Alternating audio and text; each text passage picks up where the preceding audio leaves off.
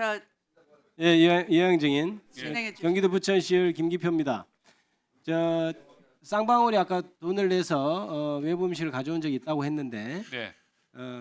그 외부 음식을 총 몇 번이나 먹은 것 같아요? 그때 저는 뭐그 셀 수 없나요? 제가 김성태, 방용철 이들하고 같이 갔을 때마다 먹었으니까 셀 수 없을 정도입니다. 쌍방울 직원들이 와서 수발을 들은 것이 사실이라고 아까 얘기했고 저희들이 확인해 보니까 카드 결제 내역이 김성태가 출정했을 때는 대부분 그 주위에서 카드도 쓰고 그래서 그것이 음식물이 사서 반입된 것인지 자기들이 먹은 것이 그것까지는 알 수 없으나 어쨌든 그것이 있어서 그건 맞는 것으로 증거에 의해서도 인정되는 것 같아요. 그리고 이걸 좀 물어보죠. 검찰이 증인한테 그렇게 진술 세미나하고 이른바 연호회 술파티 하면서 요구한 것이 뭐였습니까? 어떤 진술을 요구했나요? 그러니까 뭐 그건 아주 간단합니다. 이재명 당시 대표를 에게 불리한 진술.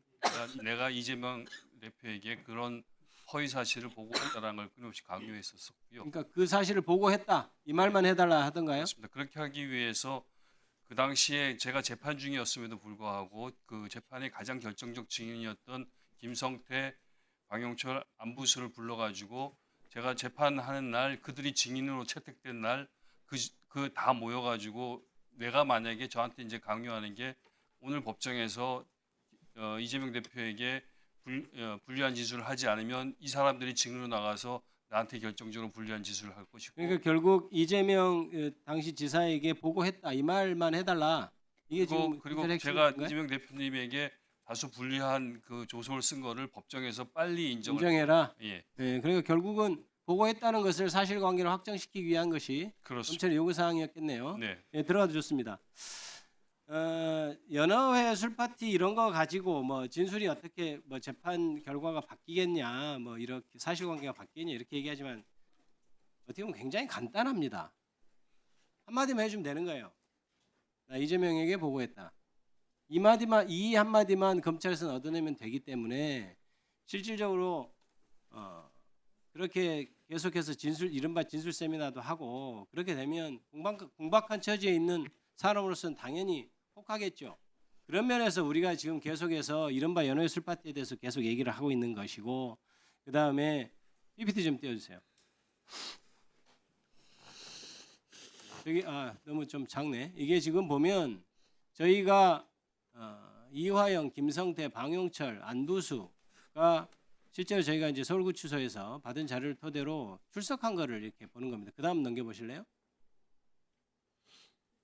그 다음 저렇게 계속해서 불러대는데 제가 시간이 없어서 다 언급하진 않겠습니다만은 보십시오.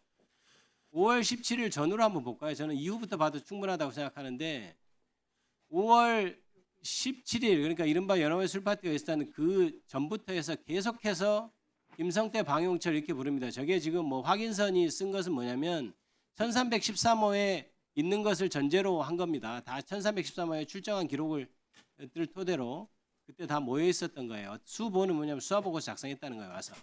근데 보면 미작성이라고 빨간색으로 되어 있는데 저렇게 피의자들을 불러놓고도 미작성한 어떤 그 날도 굉장히 많습니다. 보면 5월 17일, 18일, 그 다음에 19일 이렇게 계속해서 세 사람을 동시에 계속 불러냅니다. 18일은 아니고요. 제가 지금 좀 뭐네. 그래서 그 다음부터도 그 다음 주에도 계속해서 월화수목금 거의 날마다 세 사람씩을 매일 불러가지고 저렇게 1313호실에서 불러서 밥도 먹이고 제가 보니까 술도 반입됐던 것 같고 그건 명확한 사실인 것 같아요. 그 다음에 계속해서 따로 공간 내줘가지고 공범 분리 규정도 안 지키고 김성태, 이화영 같이 계속해서 안부수 방용철 이런 사람들까지 다 해가지고 진술 맞추게 하고 이랬던 것이 자료로서 드러나는 겁니다. 수원지검장님. 예.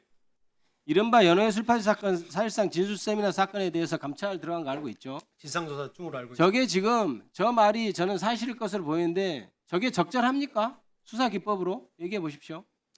진상조사 중인 사건에서 제가 말씀드리는 건 적절치 않은 것 같습니다.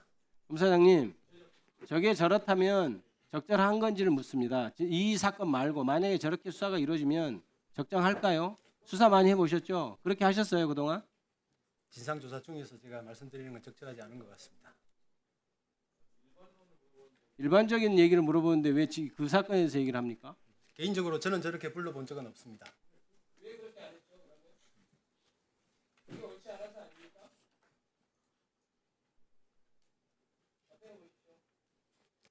일단 뭐 관련자가 저렇게 많은 사건이 있는 사건을 뭐 그렇게 많이 해보지도 않은 것 같고요.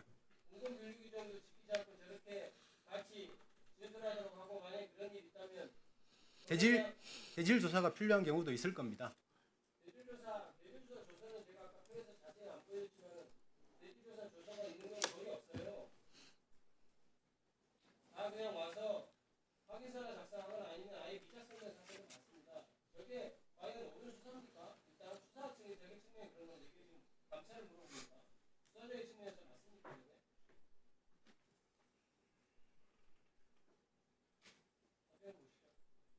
현재 진상 조사가 진행 중으로 알고 있습니다.